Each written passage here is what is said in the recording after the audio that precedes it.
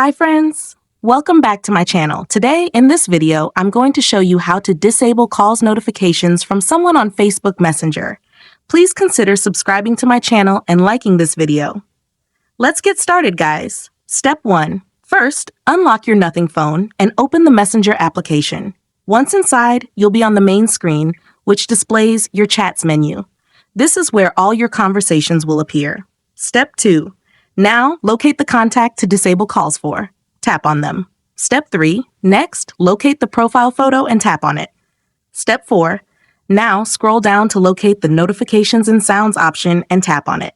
Unfortunately, this calls option is turned on. Step 5. For the last and most important step, select the Calls option, then choose the Until I Change It option, and select OK to disable calls notifications from someone instantly.